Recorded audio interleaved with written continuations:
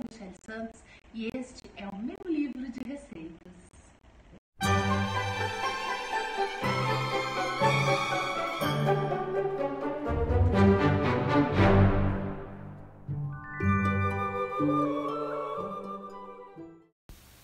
Bem-vindos à nossa segunda aula do curso especial de salgados e hoje vamos falar de empadas. Empada, empadão, empadinha, enfim, é um salgado maravilhoso e que tem uma origem muito interessante também. De tão presente na culinária brasileira, parece que sempre esteve por aqui, mas a empada é mais uma herança que nós recebemos dos portugueses. No entanto, a sua origem vai muito além de Portugal. Acredita-se que a empada, como conhecemos hoje, é uma herança do pastelão, uma torta de origem portuguesa com recheios variados. Mas, no entanto, os franceses têm uma grande contribuição sobre essa receita. Conta-se que um criativo padeiro de uma pequena cidade ao sul da França resolveu experimentar uma combinação de farinha de trigo e manteiga, sem colocar o fermento, e o resultado da mistura foi uma farofa, ou seja, uma massa que não tinha liga, meio farinhenta. E como ele não conseguia dar um formato de pão à sua massa, uma vez que ela se desmanchava ao ser manuseada, ele resolveu utilizar uma pequena forma que tinha em sua padaria, colocando com a ponta dos dedos e modelando a massa nessa forma e depois colocando um recheio. Quando a primeira fornada ficou pronta, ele percebeu que a massa tinha ficado saborosíssima, porém o recheio um pouco ressecado. Então, ele resolveu cobrir o recheio com um pouquinho de massa na próxima fornada que colocou ao forno. E o resultado foi, então, um quitute especialmente delicioso, e todos que experimentavam gostavam muito da sua massa levemente amanteigada que se desmanchava na boca. A massa original recebeu o nome de pâté brisé, que em francês significa uma massa quebradiça, e a tortinha foi chamada de empada. No Brasil, a massa pâté brisé recebeu o nome esquisito de massa podre, ficando conhecida popularmente como empada de massa podre.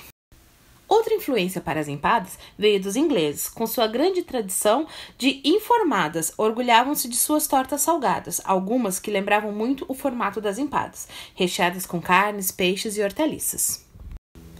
Porém, voltando um pouquinho mais no tempo, descobrimos que na Idade Média, massas mais gordurosas eram utilizadas em várias partes do mundo para preservar os preparados de carne durante vários dias de viagem.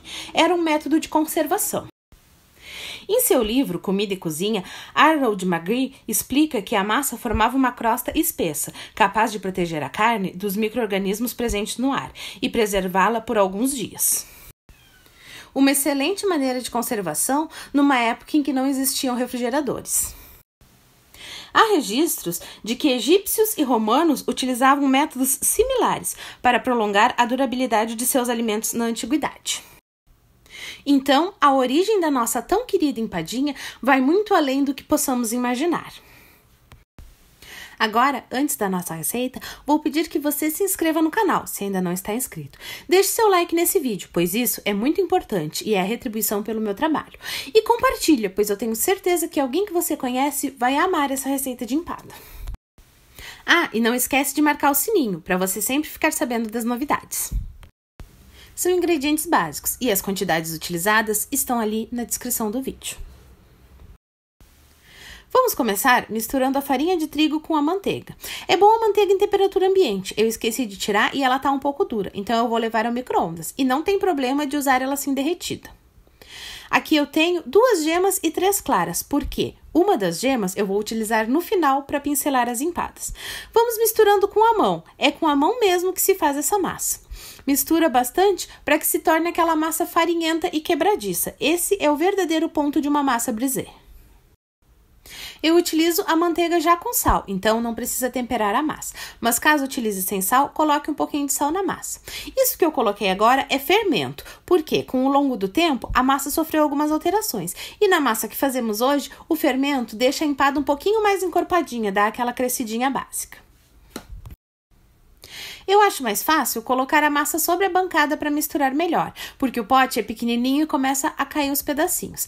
Vamos colocar a massa sobre a bancada e misturar com as mãos até que fique aquela massa lisa, homogênea, porém quebradiça, que podemos colocar nas forminhas, mas que não conseguimos moldá-la manualmente. Essa massa pode ser feita também com margarina, caso você prefira. Eu gosto mais de utilizar a manteiga, por ser um alimento mais saudável. Mas se for fazer para as vendas e quiser diminuir o custo da receita, pode utilizar margarina sem problema nenhum. Fica gostosa do mesmo jeito. Depois que a nossa mistura se tornar uma massa homogênea, está pronta para trabalhar. Não precisa de descanso. Para o recheio, eu tenho frango refogado e vou colocar um pouquinho de creme de leite, porque eu gosto de recheios bem cremosos. O recheio fica à sua escolha. Tem várias opções de recheios de empada e todos são muito deliciosos. Esse aqui é simplesmente um frango refogado misturado com creme de leite. Vamos começar a moldar as nossas empadas. Eu vou utilizar uma forminha que eu tenho aqui. Era uma forminha bem antiga, mas eu acho que fica perfeita para o tamanho de empada que eu gosto de fazer. Não precisa untar a forma, essa massa já tem bastante manteiga e não gruda ao desenformar. Vamos apertar bem a massa contra a lateral da forma e no fundo, para fazer aquela casquinha da volta da empada. Eu gosto muito dessa massa, então as minhas empadas têm uma voltinha bem gordinha, bem grossinha para ficar saborosa. Eu não gosto da empada bem fininha, além de ser mais fácil de quebrar, não fica muito gosto de massa, fica mais o gosto do recheio, mas faça como achar melhor. Depois de moldada a empada, forrada a forminha, o fundo e a lateral, está pronta para colocarmos o recheio. Essa empada é muito fácil de fazer e essa massa trabalha com muita facilidade. Colocamos o recheio de frango e eu gosto muito de colocar queijo em quase tudo que eu faço, principalmente quando ele derrete. Então, vou colocar um pouquinho de queijo aqui em cima. E ajuda também a massa não molhar com o recheio, pois o queijo meio que sela o recheio e a massa. Para cobrir a empada, eu vou amassar um pedacinho de massa. Não há necessidade de usar um rolinho, pode ser com a mão mesmo, mas se preferir, use aqueles rolinhos de abrir massa.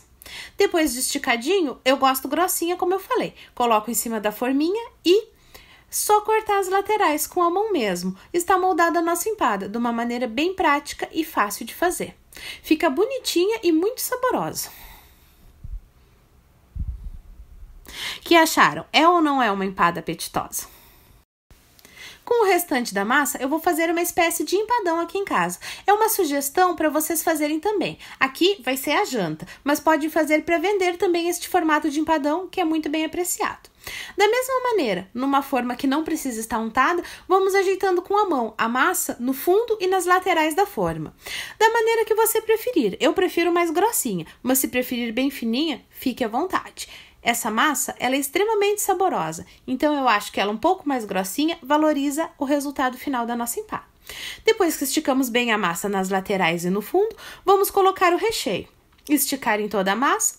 Como eu gosto, vou colocar queijo, isso também fica opcional. Você pode colocar azeitonas, pode colocar outras coisas no recheio para diferenciar. Com o nosso empadão moldado e recheado, está na hora de fazer a massinha para cobrir. Eu abro com a mão mesmo, mas se você tiver dificuldade, pode pegar um rolinho. Eu meço mais ou menos no tamanho da forma e vou apertando com a mão para que fique uma quantidade de massa suficiente para cobrir a nossa empada.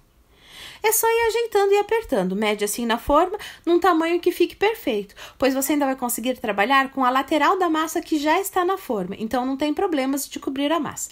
Eu pego com uma espátula para evitar que se quebre e coloco em cima do recheio.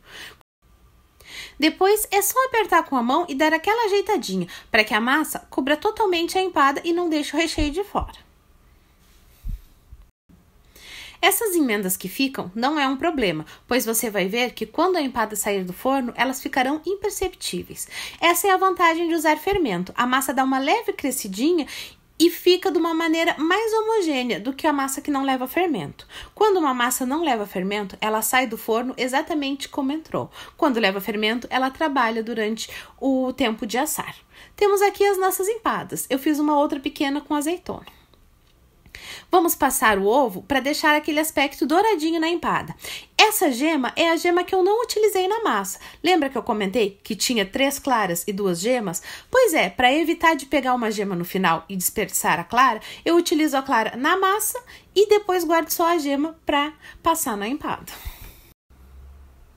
Passar a gema na empada é opcional, mas deixa um acabamento muito mais bonito, principalmente se você for vender. Coloquei em uma forma e está pronto para levar no forno.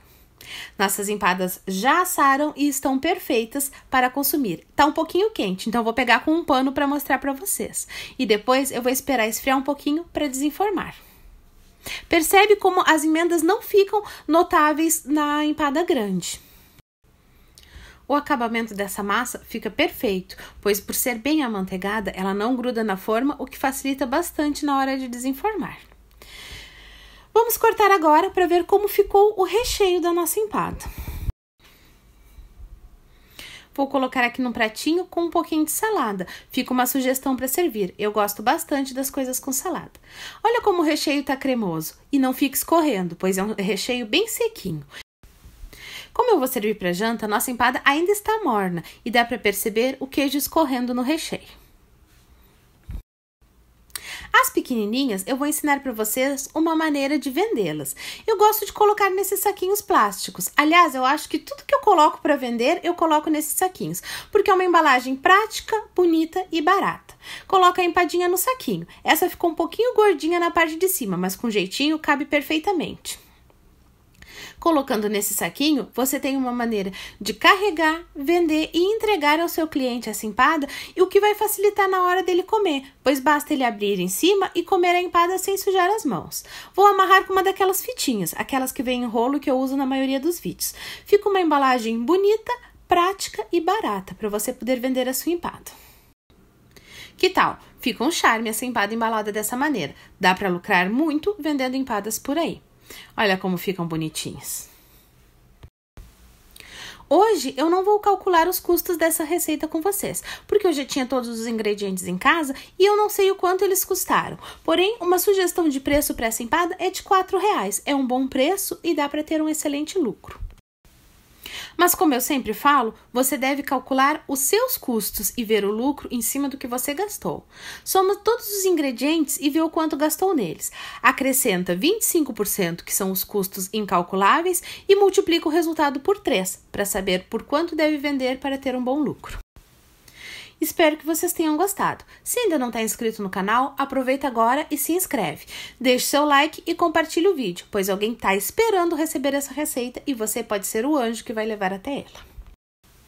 Nossa aula fica por aqui. Beijos da Mi e até um próximo vídeo.